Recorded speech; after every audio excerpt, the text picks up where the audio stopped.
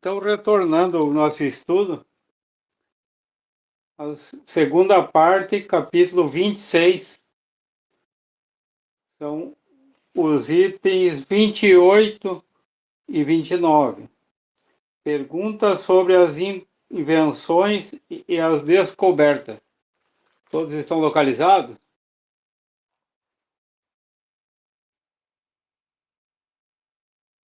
Celonete, pode ler? E depois pedir para a Elaine o 29, né, na sequência. Tá bom. Então, sobre as invenções e as descobertas. 28ª.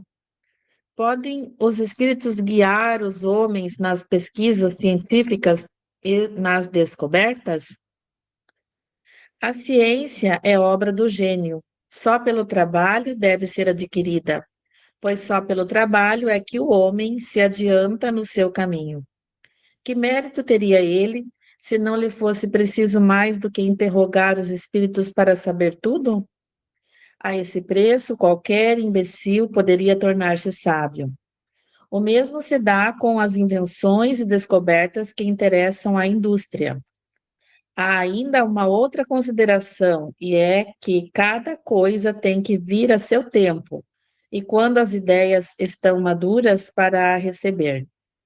Se o homem dispusesse desse poder, subverteria a ordem das coisas, fazendo que os frutos brotassem antes da estação própria. Disse Deus ao homem: tirarás da terra o teu alimento com o suor do teu rosto. Admirável figura que pinta a condição em que ele se encontra nesse mundo. Tem que progredir em tudo, pelo esforço no trabalho. Se lhe dessem as coisas inteiramente prontas, de que lhe serviria a inteligência? Seria como o estudante cujos deveres um outro faça.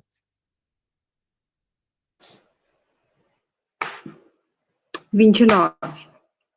Em suas pesquisas, o sábio e o inventor nunca são auxiliados pelos espíritos? Isto é muito diferente. Quando chega o tempo de se realizar uma descoberta, os espíritos encarregados de dirigir a sua marcha procuram um homem capaz de conduzi-la a bom termo.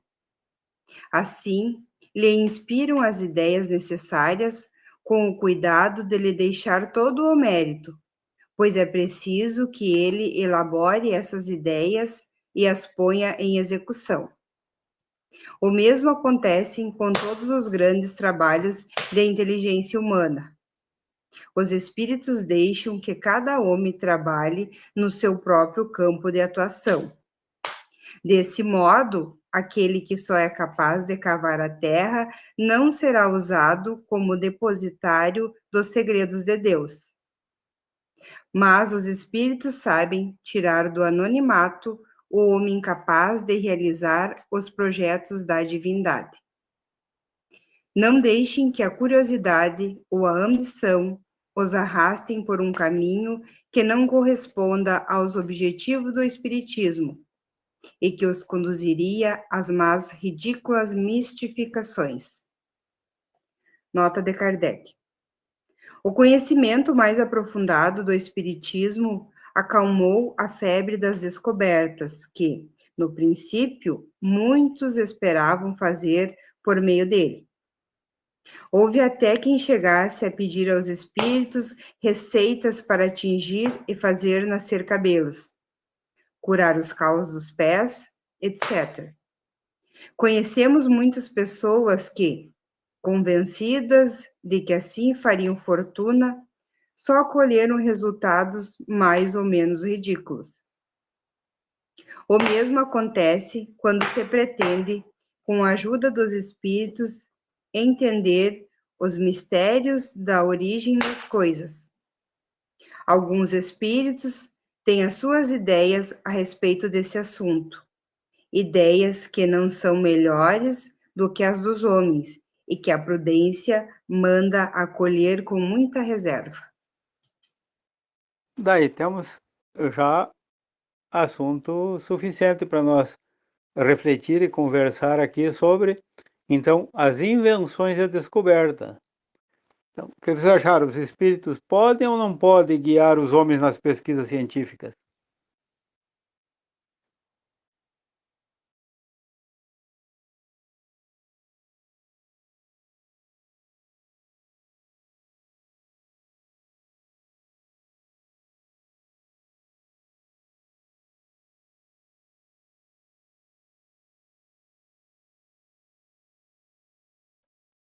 Os espíritos podem inspirar, né? Mas não, digamos assim, ditar ou passar a descoberta já pronta para que seja feita. Eles podem inspirar e auxiliar no sentido de que aconteçam as coisas conforme a, o merecimento daquele que está procurando, né, os seus objetivos. Eu acho que é por aí.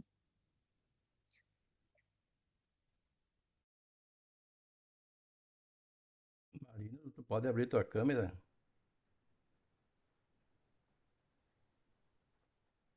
Tô desconfiado que o Marino caiu. Não. É assim, ó, é que que daí eu tava consertado agora com o celular, daí eu não vou abrir a câmera que tá todo desajeitado aqui. Só tive que pegar ele tava aqui só para mim falar, porque no computador deu problema que não tava saindo a voz, e daí agora caiu total o que eu tinha entrado no computador, eu fiquei só com o celular, daí não, daí tá, vamos continuar assim.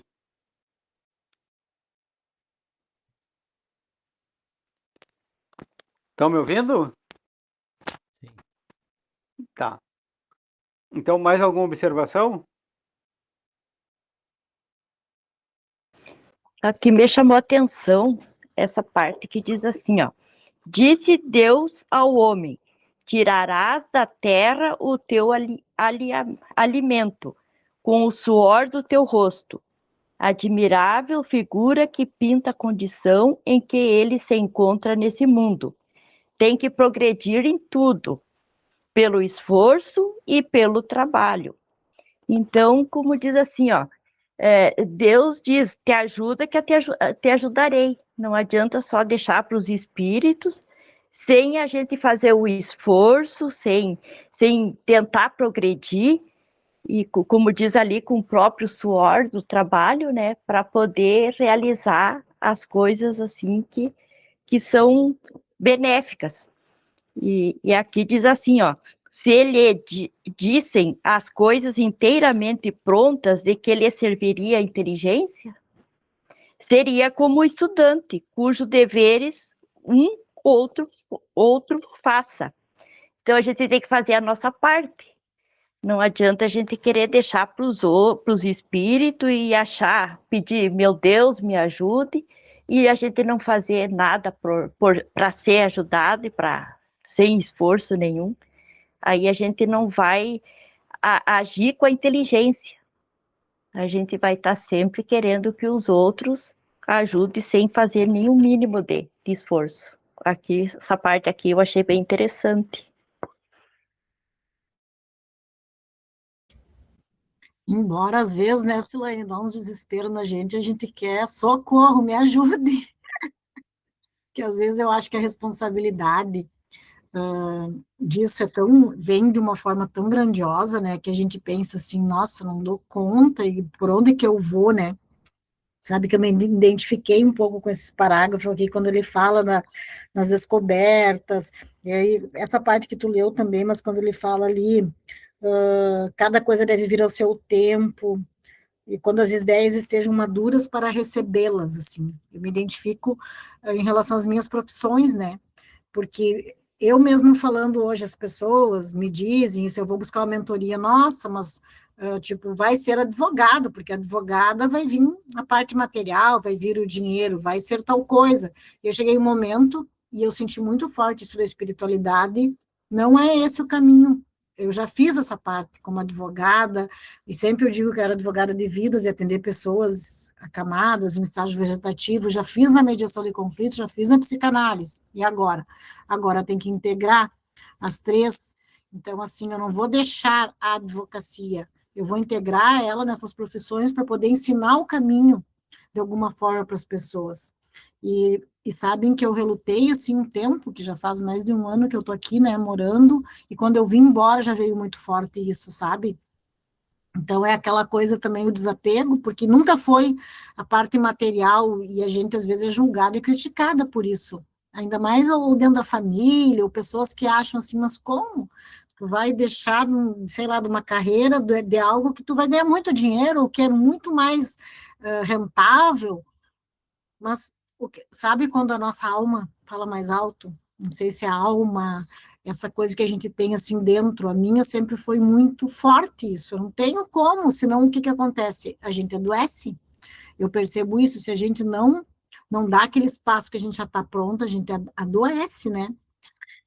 Mas esse item aqui é bem profundo, né? Porque ele fala da ciência, né? Como estudo, mas fala do sábio, do inventor, e como tu falou, né, Silane, se a gente não fizer a nossa parte, mas quando a gente está com essa dúvida, às vezes a gente trava primeiro porque a responsabilidade que vem depois é muito grandiosa, e daí a gente tem medo, né, reconhecer esse medo, e segundo, tu não consegue mais fazer ou estar naquele lugar que tu estava antes, ou fazer aquelas atividades, ou aquelas profissões, né, então, tu passa um período, assim, necessário, acho que escuro da alma, que a gente precisa fazer esse encontro, né? E tomar umas decisões, assim, e, como diz aqui, né?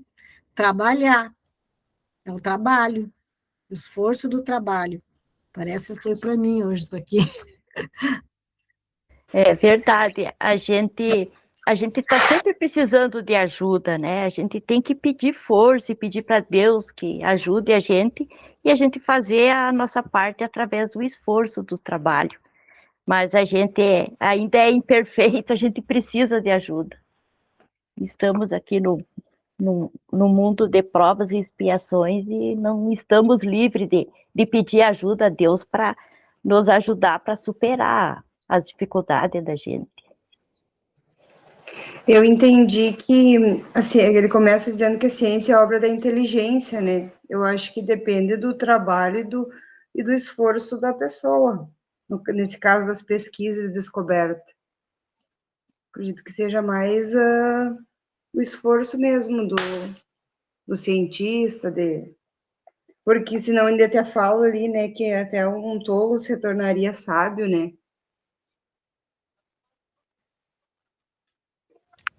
Eu acho que isso que tu falou, Eliane, me veio agora que essa diferença entre o desejo e a vontade, né?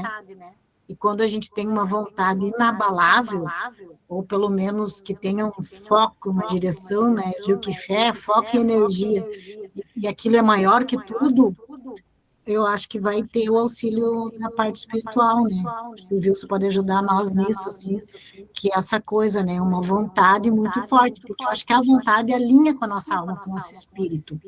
E o desejo pelas coisas, quando eu quero algo, ele é muito mais passageiro, ele é muito mais da matéria, né, do que da nossa alma. Então, Eu o acho microfone da também que a Antônia que está dando. inteligência que você use essa inteligência para o bem, né? Que a gente possa isso que quer fazer que seja para o bem, que em proveito de muitos. Porque às vezes as pessoas são bem inteligentes, vão criar alguma coisa e esquecem desse lado. Então, que a gente possa fazer o trabalho da melhor forma e sempre indo para o bem. Assim mesmo quando com os filhos, eu como era professora com os alunos, que eu sempre pedia que eu conseguisse fazer o meu da melhor forma, que Deus me ajudasse, que a espiritualidade me induzisse para que eu fizesse sempre o meu melhor, visando o bem, e que aquelas crianças eu pudesse, dentro do que eu estava vivendo com eles ali, para o bem sempre. Porque a gente tem muitas crianças inteligentes demais. E a gente tem essa responsabilidade de levar eles para o lado do bem, porque a inteligência é assim. Ou tu desenvolve coisas boas, cria coisas boas, ou cria coisas que vão prejudicar. Então, acho que o cientista também tem que ter isso, né? Quando a gente tem quem tem um filho, por exemplo, que vai ser cientista, que hoje acontece muito, vão querer que ele desenvolva coisas prejudiciais? Não, então a gente ora e pede que vá para o lado do bem. E assim eu acho que cada um que vai fazer alguma coisa deve pensar. Pensa, né? Porque eu acho que a gente é, como a Ciliane disse, a gente não é perfeito. A gente sempre precisa da ajuda de Deus, dos espíritos. Então a gente, de alguma forma, se a pessoa acredita na espiritualidade, acredita em Deus, quando ela está criando alguma coisa, acho que ela vai pedir uma ajuda para o bem, assim, né? Que possa fazer direitinho o que ela tá querendo fazer, que saia bem feito. Eu entendi ali nessa leitura que nós precisamos de ajuda a todo momento para todas as coisas que nós fazemos.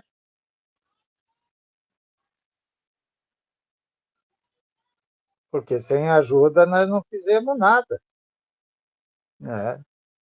Basta ter vontade e pedir ajuda para fazer as coisas.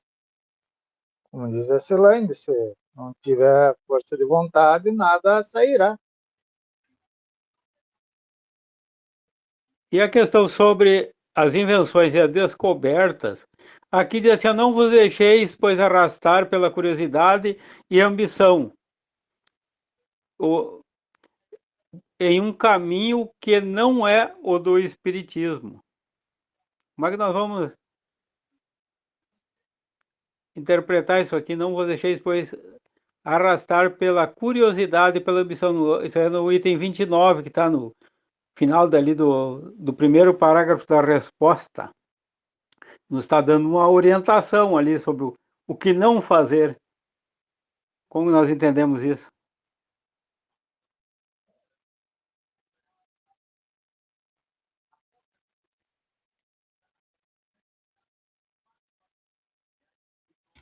Eu acho que isso que a Antônia também falou, né, que complementa ali, que o objetivo tem que ter o amor, né, que eu acho que é essa energia que a gente mais veio para aprender aqui a amar, que não pode ser a ambição, né, somente a questão material. E a gente vê, né, na caminhada, às vezes, pessoas que descobrem algo, ou criam algo e colocam aquilo em prática, e a ambição está muito maior, o quanto lá na frente, de alguma forma, aquilo vai se desequilibrar, não vai ter o mesmo, o propósito, o fim, porque, e ao mesmo tempo a gente tem exemplos de pessoas que fizeram o mesmo investimento, mas que sem essa ambição, com um propósito maior, e prosperaram e prosperam, né? Então, eu acho que ele dá esse alerta aí mesmo, né? Não deixar arrastar pela curiosidade ou ambição. É uma linha bem tênue aqui, né? Porque tu faz uma descoberta, seja do que for, ou cria algo, e às vezes tu só vai se autoanalisar no processo, né? Então, por isso aí que entra a doutrina espírita, né? Que nos ensina tanto, por tantos anos, a gente que estuda o caminho moral e da ética ser maior do que tudo, né? Para que a gente, nessa hora, então, não caia em tentação, né? Não sucumba à ambição. Sabe que isso Mas que assim, ó, só um minutinho. Assim, ó, vamos levar o prisma, assim, não é a invenção e a descoberta em si, mas as perguntas aos espíritos sobre as invenções e a descoberta. Então, nessas perguntas, então não ter essa intenção de curiosidade ou de ambição nas perguntas. Então, entendi. não fugir, então, do caminho do espiritismo. Então, como é que nós vamos refletir sobre essa questão?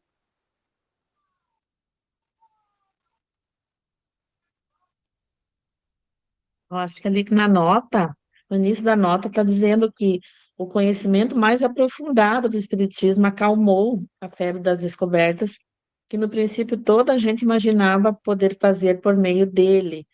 Então, antes do conhecimento da doutrina, as pessoas usavam a mediunidade para fazer perguntas que às vezes não tinha nenhum cabimento, ou era só ambição, como foi dito, e eram coisas desnecessárias, eram curiosidades, não eram ou no caso que precisava ser feito ali na 29ª, ele fala que no tempo certo os espíritos procuram aquele que pode desenvolver, inspirando, e que aquele vai conseguir, né, alguma descoberta necessária no seu tempo certo.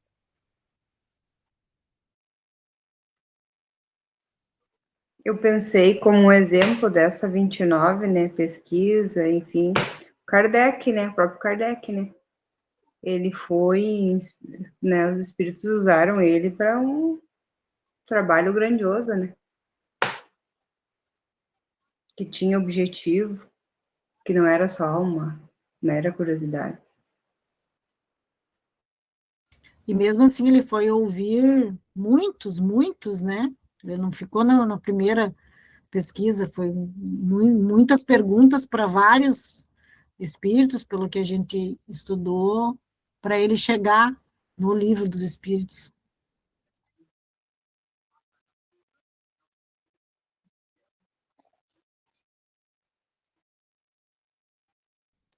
Hein, Wilson? Nós já estamos fora dessa de pedir o remedinho aquele para calvície. Eu estava imaginando aqui Porque, também. é, Seria como diz ali, ridículo, ó, né? Como diz ali. seria, até seria ambicioso, até porque dava para ficar rico, né? Mas tem uma coisa engraçada, eu não me preocupo com a calvície. Eu até corto o cabelo bem baixinho, não me dá trabalho nenhum, nem shampoo mais uso, então até é uma economia, nem penteio o cabelo. Mas voltando ao assunto aqui, Kardec se preocupou com algumas questões importantíssimas. Quando se descobriu que se podia falar com os espíritos, certamente, para muitas pessoas, deve ter surgido a ideia de consultar os sábios da antiguidade ou que recentemente haviam desencarnado para obter deles, sem esforço nenhum, algum conhecimento, né? Daí ele pergunta, sobre as invenções de descoberta, podem os espíritos guiar os homens nas pesquisas científicas e nas descobertas? E aí, a resposta dos próprios espíritos é que nós falamos aqui, já foi comentado, né? Qualquer imbecil poderia tornar-se sábio. Imaginemos nós, quem é que ia se esforçar para adquirir alguma coisa, algum conhecimento? Simplesmente ia perguntar para outro. Mas como é que o outro adquiriu o conhecimento? Ele teve que se esforçar, teve que estudar. Todo mundo tem que fazer esse esforço. Se o espírito sabe mais, é porque ele empreendeu esforços para saber. Ele ou é mais antigo, ou é mais diligente na pesquisa, nos estudos, dedicou maior tempo para isso. Na nossa própria encarnação, nós vemos pessoas, às vezes, numa mesma família, uns estudam, outros não. Uns avançam, outros ficam para trás. Ou, se não na família, na sociedade, pessoas que nasceram na mesma época, brincaram juntos na infância, por que uns têm sucesso e outros não? De duas, uma, ou aquele que teve sucesso já traz um conhecimento que facilita o seu andar, ou então ele se esforçou mais que o outro, porque muitas pessoas às vezes dizem, como você teve sorte. A pessoa não tem sorte, ela se preparou. Enquanto ela se preparava, o outro estava se divertindo. Estava levando a vida numa boa. E aí fica surpreso porque não tem o mesmo sucesso do seu antigo companheiro. E é interessante nesse aspecto, porque nós não invejamos os ricos que não conhecemos, mas temos o hábito de invejar os próximos, porque achamos que deveríamos ter aquilo que eles têm. E por que ele tem e eu não tenho? É bem interessante essa questão. E nesse aspecto aqui, claro que Deus não ia permitir que as pessoas se completassem do aprendizado dos outros sem o mínimo esforço. E aquela questão assim, disse Deus ao homem, tirarás da terra o teu alimento com o suor do teu rosto. Isso está lá em Gênesis 3,19. E aí o texto diz que isso aqui é simbólico, de fato é simbólico. Ele na Bíblia representa o momento em que Deus chegou para Adão e Eva e os expulsou do paraíso. Se formos ler aquela obra de Edgar Armand, que é Exilados de Capela, ou A Caminho da Luz, de Emmanuel, psicografia do Chico Xavier, vamos ver que existem relatos ali de muitos, milhões de espíritos que viviam num dos planetas da constelação de Capela. Capela não é um planeta, é uma constelação. Muita gente confunde Capela com planeta. Mas é um dos planetas, assim como nós somos um dos planetas do Sol, né? E daí, mas lá é mais abrangente. Mas o fato é o seguinte: existia um grupo mais ou menos grande de espíritos lá e que tinham bastante conhecimento e que usavam esse conhecimento não em benefício da sociedade, mas para benefício próprio e ainda por cima para prejudicar os outros. Como a gente vê agora muita gente aqui, em todas as áreas da vida. E essas pessoas influem, elas carregam muita gente consigo. Então eles são retirados porque se tornam causa de tropeço, eles impedem o progresso. E aí o simbolismo de aquele anjo com a espada impedindo o retorno de Adão e Eva ao paraíso. Mas que paraíso? Criou-se a ideia de que existe um lugar paradisíaco. Primeiro se procurou na Terra, até hoje ninguém pôde descobrir onde é que é isso, porque não é na Terra. Na verdade, é um estado, esse paraíso é um estado evolutivo ou de espírito em que pessoas já mais evoluídas conseguiram avançar. Agora imaginemos nós, aqui na Terra hoje, que não é um mundo de regeneração ainda, mas já está na fase de transição. Quanta coisa nós já conquistamos.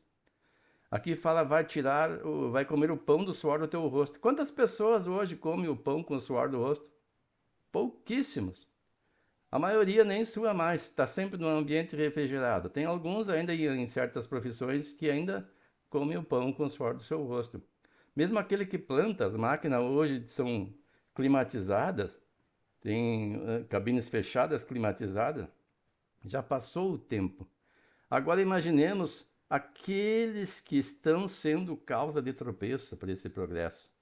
Porque nós temos tecnologia, nós temos recursos, a Terra tem material suficiente para que todos vivam bem, e por que não vivemos? Porque tem aqueles que estão atrapalhando o progresso. Estão com ideias perniciosas aí que mantêm muita gente sofrendo. E arrastam muitas pessoas com as suas ideias deturpadas que os seguem. Então esses vão ser impedidos de reencarnar na Terra, como aconteceu com os exilados deste planeta da constelação de Capela. E vão ser colocados num mundo primitivo, onde não há ciência ainda, onde não há uma economia, uma estrutura, uma infraestrutura social como nem aos pés do que nós temos hoje, como aconteceu com os exilados de Capela. E aí, simbolicamente, eles vão olhar, quando desencarnados, porque vai ter um longo processo de milhares de anos, como tivemos aqui, de sucessivas reencarnações, e no momento de desencarnação vão lembrar que viviam na Terra, como vivemos hoje. E a condição em que vão se encontrar comparada à que nos encontramos hoje, vão entender que nós estávamos no paraíso e fomos degradados para um mundo inferior, onde não há nada, tem que se conquistar tudo, aí sim, com o suor do rosto, porque não tem nenhuma máquina ainda inventada. Então esse aqui é o símbolo de comer o pão com o suor do rosto. Mais adiante aqui, o que eu anotei? Algumas perguntas.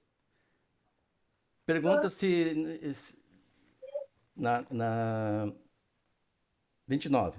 O sábio e o inventor nunca são assistidos em suas conquistas, suas pesquisas pelos espíritos? Aí é diferente.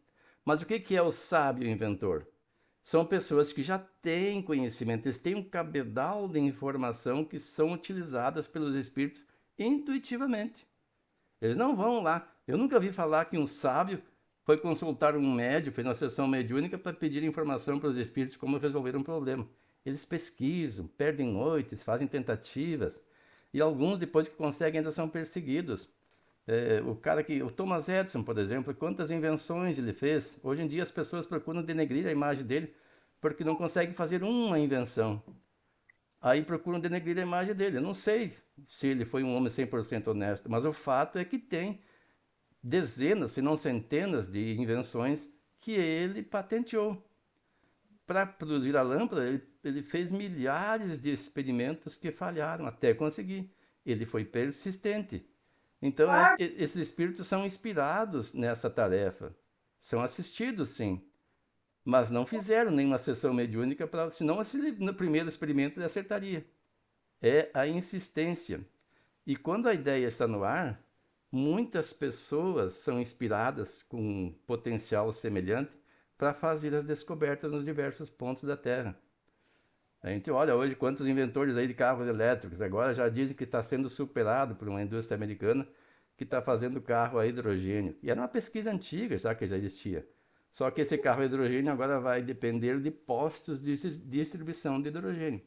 Já houve pesquisas que foram arquivadas que o próprio carro gerava o seu hidrogênio. Então vai ser um novo passo, uma coisa mais fantástica do que o carro elétrico. E tudo isso é evolução. E os espíritos certamente nos inspiram nestas horas.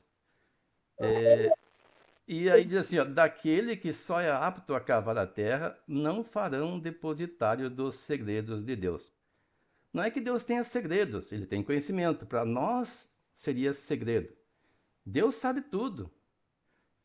Então não podemos nem imaginar que um dia sejamos detentores do conhecimento de Deus, senão seríamos também deuses. Nós vamos sempre aprender, o aprendizado é infinito. Então não é que Deus tenha segredo, está à disposição de todo mundo vai conquistar um conhecimento relativo de acordo com o seu esforço. A Antônia falou que para ser detentor da condição de obter uma inspiração de fazer um bom trabalho, tem que ter boas intenções e não fazer coisas ruins. Aí nós lemos lá no Livro dos Espíritos a respeito das guerras, da lei de destruição, e a informação que tem é que Deus não promove a guerra, mas da guerra também vem o progresso. Como assim? Como é que se entende? Como é que Deus permite isso? Ora, nós estamos num mundo de provas e expiações. Somos todos comprometidos diante da própria consciência.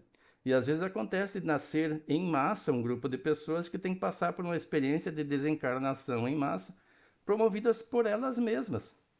Aí se encontram em situações diferentes, em polos diferentes de ideia e entram em conflito e inventam armas. E essas armas demandam uma tecnologia que mais tarde vai ser usada para o bem da sociedade. Não estou falando aqui que nós somos a favor do desenvolvimento de armas, mas infelizmente, enquanto houver guerras, as pessoas vão criar armas e vão usar a sua inteligência, que se não houvesse guerra poderia ser produzida, utilizada na produção de coisas boas. Mas uma coisa boa também pode fazer algo mal. Tudo vai depender da dose. O próprio remédio pode virar um veneno. A insulina, que nos mantém vivos, como diabéticos que somos, falo porque sou um, pode matar alguém que não é diabético, ou se aumentar a dose no próprio diabético.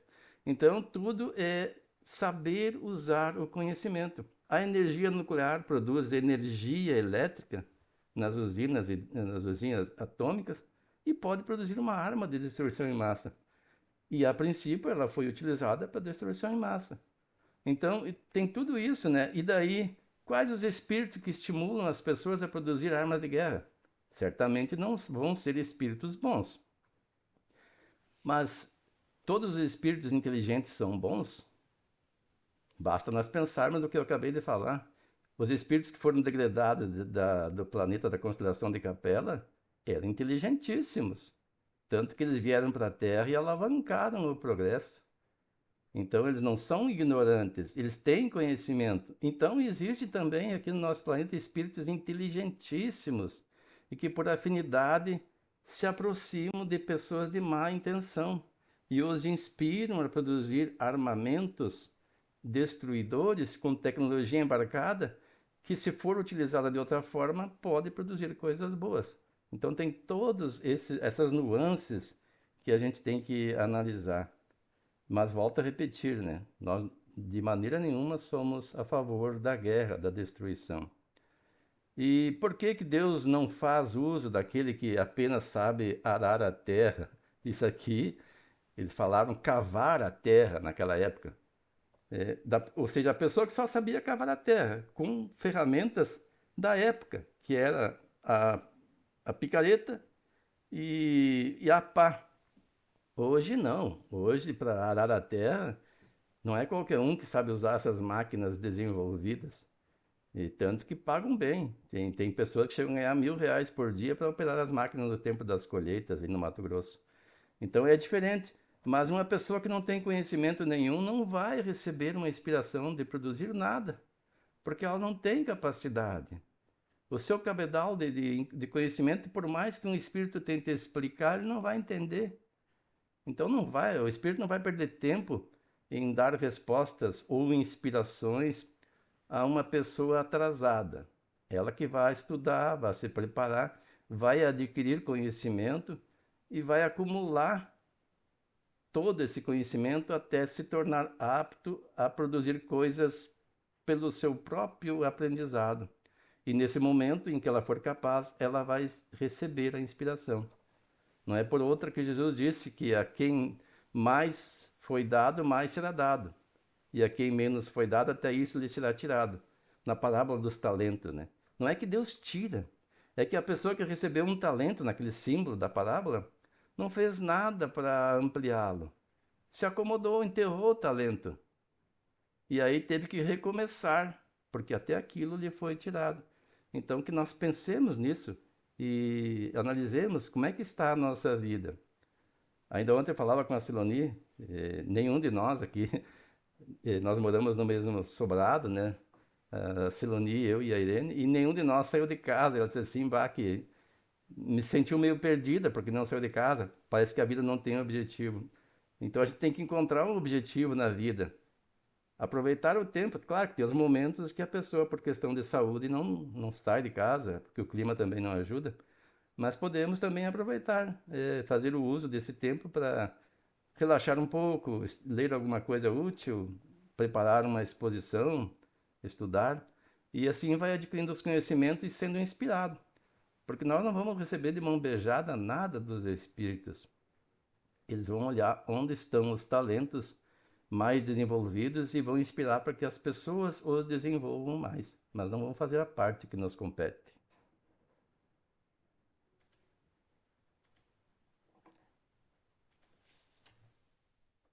Convido, acho que para nós prosseguir agora na 295, que é sobre os tesouros ocultos. Então, perguntas sobre os tesouros ocultos. Nós vamos ver que não tem grandes novidades em relação às anteriores aqui. Então, eu acho que por mais que o tempo não esteja muito, mas como ele é curto e o conteúdo tem muito a ver com os anteriores, eu acho que dá bem para a gente prosseguir. Pode ler para nós a pergunta número 30, Maristela? Depois a Silene leu a 31, pode ser? Sim. Perguntas sobre os tesouros ocultos. Os espíritos podem fazer descobrir os tesouros ocultos? Os espíritos superiores não se ocupam dessas coisas, mas os espíritos zombeteiros frequentemente indicam tesouros que não existem, ou podem indicar um num lugar ao passo que está no oposto. E isso tem a sua utilidade para mostrar que a verdadeira fortuna está no trabalho. Se a providência destina riquezas ocultas para alguém, encontrá-las lá naturalmente, de outro modo não. 31. Que se deve pensar da crença nos espíritos guardiães de tesouros ocultos? Os espíritos que ainda não estão desmaterializados se apegam às coisas, avarentos que ocultaram seus tesouros. Podem, depois de mortos, vigiá-los e guardá-los, e o temor em que vivem de que alguém os venha arrebatar constitui um dos seus castigos, até que compreendam a inutilidade dessa atitude. Também há os espíritos da terra, incumbidos de lhe dirigirem as transformações interiores, dos quais, por alegoria, hão feito guardas das riquezas naturais. Nota: a questão dos tesouros ocultos está na mesma categoria das heranças desconhecidas. Pelo louco seria aquele que conteste com as pretendidas revelações que lhe possam fazer os gaiatos do mundo invisível.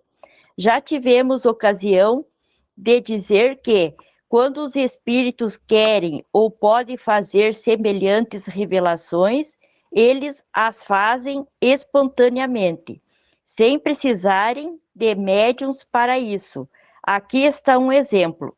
Uma senhora acabava de perder o marido, depois de 30 anos de vida conjugal, e se encontrava prestes a ser despejada do seu domicílio, sem nenhum recurso, pelos enteados, para com os quais desempenhara o papel de mãe. Chegaram ao cúmulo o seu desespero, quando uma noite o marido lhe apareceu e disse que ela o acompanhasse ao seu gabinete. Lá lhe mostrou a secretária que ainda estava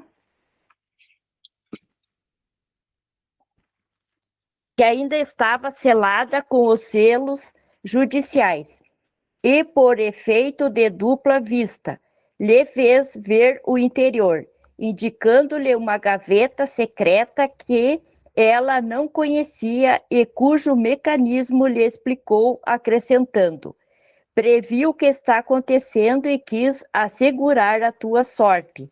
Nessa gaveta estão as minhas últimas disposições. Deixei-te o usufruto desta casa e uma renda de.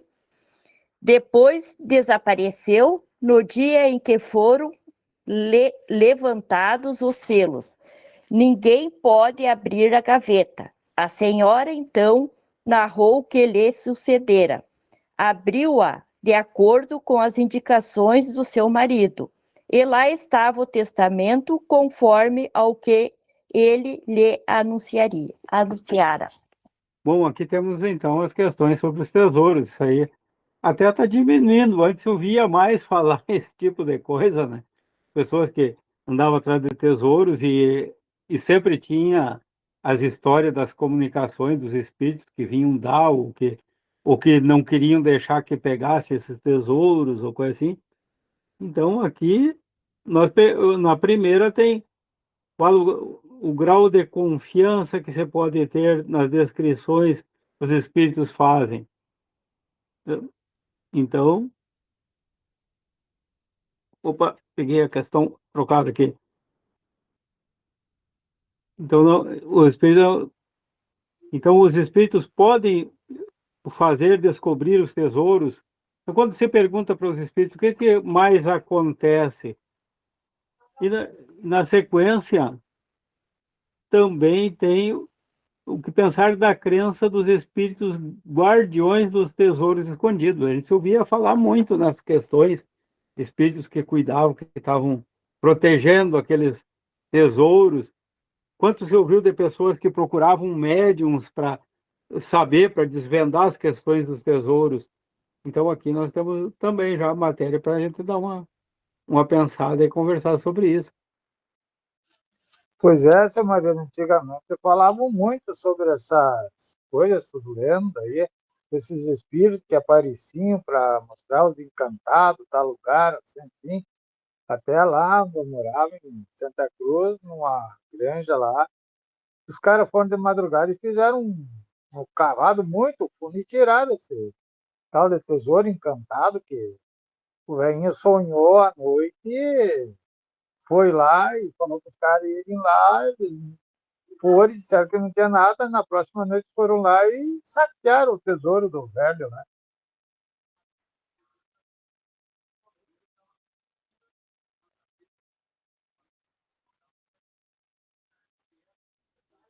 E do conteúdo aqui das leituras, das perguntas, aqui das respostas, o que a gente pode chegar à conclusão, como é que funciona na realidade? Quais os cuidados que a gente tem que ter com isso? Eu acho que daí, quando a pessoa é para ela, o espírito vem, avisa, que é para a pessoa tirar, e daí aquele espírito ele descansa, porque ele fica a vida toda preso ali, cuidando, né, seu marido?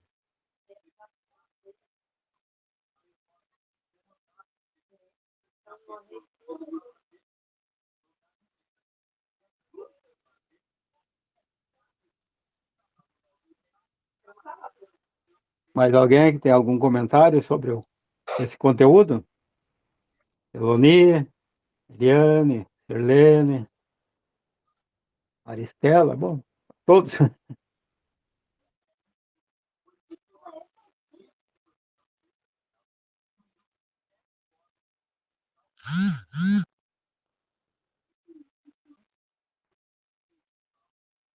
Essa dos tesouros de culto é interessante. Antigamente tinha muita lenda de tesouros ocultos. Meus avós, quando saíram do interior, aí próximo de 15 de novembro, vieram para a cidade. Algum tempo depois, eu com o meu primo Carlos fomos lá. Nem era Tapera mais, só tinha um lugar. A casa tinha sido desmanchada. E tinha alguns pés de butiá ali ao redor. E nós fomos olhar, estava cheio de escavação. Escavaram por tudo. Eu fiquei imaginando o serviço das pessoas. Cavavam fundo, mais de metro e meio, até 2 metros, aqueles buracos. Tempo perdido, meu Deus do céu. Alguns diziam que viam fogo, aquele chamado fogo fato por ali, achavam que tinha algum tesouro. Mas até onde eu sei, ninguém achou nada. E esse assunto aqui abordado, guardiões de tesouros. E daí a resposta é que tem muitos apegados que de facto ficam. Tem uma história contada de uma família.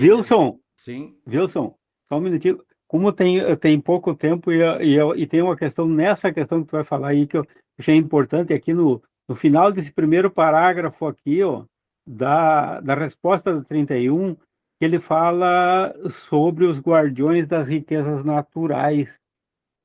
Então, daí é um ponto bom também para te abordar, que você... O que são riquezas naturais? São os minérios que tem embaixo do solo. E existia uma crença que tinha defensores dessas riquezas, e aqui na resposta dada fala dos guardiões da terra, né? Seriam os elementais, que alguns chamam esses espíritos encarregados das questões da natureza, e certamente que eles de alguma forma protegem e liberam no momento certo, não vão desperdiçar essa riqueza. Elas estão na Terra para serem exploradas, para serem utilizadas em benefício da humanidade. Tem muita gente que às vezes, eu não vou nem entrar no mérito da questão aqui, de preservar o meio ambiente, impedem que certos minérios venham a ser explorados. Mas se não fosse os minérios, nós não teríamos nada. Vai chegar um ponto, existe uma demanda muito grande de certos minérios que nós precisamos para os nossos equipamentos. Nós usamos celulares, computadores, televisões, equipamento de transmissão, de inteligência artificial. O Brasil tem muito disso. E alguns já estão sendo explorados. Aqui, acho que no Mato Grosso, compraram uma mina que vão explorar. Não estou muito bem por dentro do assunto, mas são minérios chamados terras raras, de altíssimo valor. Infelizmente, aqui no Brasil, nós deixamos os outros explorar, não desenvolvemos ainda tecnologia para nós criarmos o produto final desses minerais. Nós vendemos eles bruto e depois compramos o produto acabado, multiplicado por dezenas, se não centenas de vezes. Mas isso é uma outra questão. O fato é que existem esses minérios e, pelo que está escrito aqui, há alguns espíritos vinculados a guardá-los. E isso já é uma outra questão, já é uma providência divina. Agora, na questão anterior, falava dos espíritos apegados. Eu estava entrando num assunto a respeito de uma história narrada que aconteceu com Chico Xavier. Tinha uma família que tinha sérios problemas, perturbações diversas. Aí procuraram Chico Xavier, qual a solução? Recomendou fazer o evangelho no lar sistematicamente e estabeleceu uma data, um prazo. Naquele momento as coisas iam mudar. E eles começaram a fazer o evangelho no lar. Aí quando chegou a data aprazada, eles fizeram o último evangelho no lar, não que o último que fizeram, mas naquela perspectiva de chegar à data aprazada, né, para ver o que ia acontecer. E foram dormir. E quando acordaram, para surpresa deles, uma joia caríssima que estava com a família tinha sido furtada. Ninguém viu nada. Estavam dormindo, a pessoa entrou, encontrou a joia, não sei se sabia ou não, isso não é informado, e tirou da família um bem preciosíssimo. Mas aí ficaram espantados, mas o Chico disse que nós seríamos agraciados com a melhora expressiva e vem nos acontecer isso. Foram perguntar para o Chico. E daí ele disse assim que naquele período em que eles faziam o evangelho no lar, muitos espíritos, porque aquela joia tinha passado por muitos e tinha sido motivo de muita violência nesse espaço de tempo, e havia muitos espíritos vinculados a ela, por apego, e estavam perturbando a família. E ouvindo o evangelho no lar, nós nunca estamos sós, aqueles espíritos alguns começaram a entender e começaram a tomar um rumo adequado da vida e deixaram a joia de lado com a família, mas alguns tão apegados ainda estavam ali. Mesmo com o evangelho do lar, eles não saíram. Aí foi providenciado pelo plano espiritual superior que a joia saísse da casa. E junto com ela foram os espíritos. Então, dali em diante, a família não tinha mais a presença dos perturbadores vinculados à joia. Então, muitas vezes, as coisas que acontecem para nós, perda de um bem material, uma joia, principalmente, uma riqueza, que às vezes a gente não sabe nem a origem, que a gente perde, a gente lamenta, mas não sabe, tudo às vezes é providencial. Eu tinha um pensamento comigo, ainda agora não tão forte, mas quando era jovem eu tinha comigo que sempre me acontecia o melhor. E de fato, desde quando eu tinha aquele pensamento até hoje, só me acontece o melhor. Às vezes uma coisa parece que é ruim, mas quando eu vejo, ela vem para melhor. Então Deus nos dá as provas, as experiências conforme a nossa capacidade. Diz um ditado popular, né, que diz que Deus dá o frio conforme o cobertor. E também os espíritos analisam a nossa potencialidade e nos inspiram ou não a agir de uma ou de outra forma.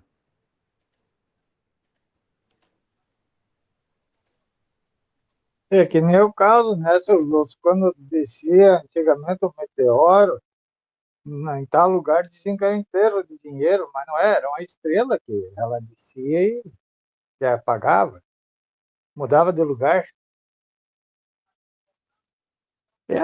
O esclarecimento com o tempo vem mudando tudo, né? Então a compreensão é a melhor coisa que tem para a gente vai perdendo as crendices e vai, daí através do conhecimento vamos nos evoluindo e aceitando as leis naturais, as leis que realmente e saindo das nossas ilusões, né?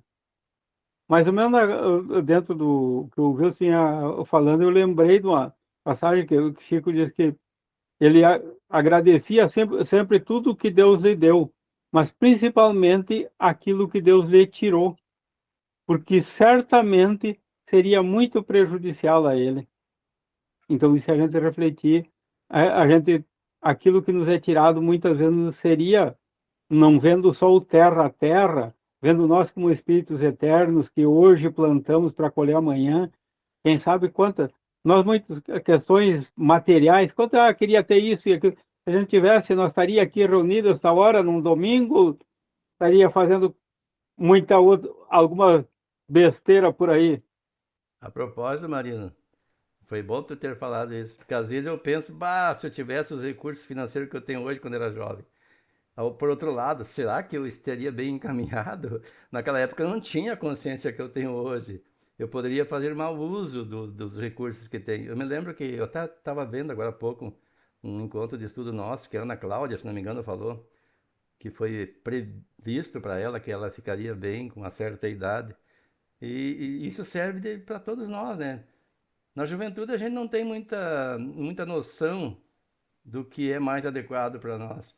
E tendo facilidade, a pessoa pode se perder, pode se desviar do caminho. Todos nós trazemos um projeto de vida reencarnatório e as coisas vêm no momento certo. Às vezes até um pouco mais cedo, mas é uma prova sempre. E aquele que tem que batalhar bastante e consegue mais tarde da vida, recursos que agora não pode usufruir como imagina que usufruiria na juventude, tudo isso são provas e são um meio de desenvolver a nossa capacidade e um aprendizado que nós vamos levar para a eternidade. Outra vez a gente pode nascer com recursos mais avantajados, mas já com conhecimento suficiente para não fazer um uso inadequado deles. Mas então tá, estamos chegando o nosso horário. Não vamos deixar passar em branco também. Temos aqui no nosso grupo, seu Vanderlei, a semana veio o netinho, e que deixou ele muito feliz, nos deixa também. Conheci há poucos dias, ia passando na casa dele ali, eu tive a oportunidade de conhecer a filha dele, que é a mãe do bebê também. Peço para ele que transmita daí, que nós vamos transmitir agora na prece as boas-vindas ao netinho, daí a toda a família também, transmitir nosso carinho, daí o incentivo para que conduzam essa criança no caminho do bem, do amor, da evolução. Então, os parabéns para o seu Vanderlei, com confiança de que vão cumprir cada um o seu papel nessa família para transformar, melhorar a vida dessa criança sempre, para que é um espírito que chega. A gente não sabe, mas se ele chegou ali, nenhum cai de paraquedas numa família. Ele cai sempre, ele vem no lugar certo, no lugar adequado e naquele que é preciso. E que todos aqueles que o recebem assumiram esse papel de conduzi-lo. Então, nós desejamos tudo de bom nessa condução. Obrigado. Então, vamos pedir para o nosso irmão Júlio a prece de encerramento e também que cada um, nesse momento da prece, também depois dirija para seus familiares, aqueles amigos, aquela pessoa que sabe que está precisando de uma prece. Então, dirija o seu pensamento e leve aos mentores espirituais pedindo ajuda para as pessoas que passam por provas ou expiações. Gratidão a Deus nesse momento, por mais essa oportunidade do nosso estudo de hoje, por tudo que Deus nos tem proporcionado, que tenha dado-nos saúde, por cada um, que nós possa sempre, cada vez, estar reunido numa melhora, aprendendo e sendo iluminado por nosso Mestre Jesus. Com essas rogativas, damos por encerrado o nosso estudo de hoje. Assim seja. Que assim seja.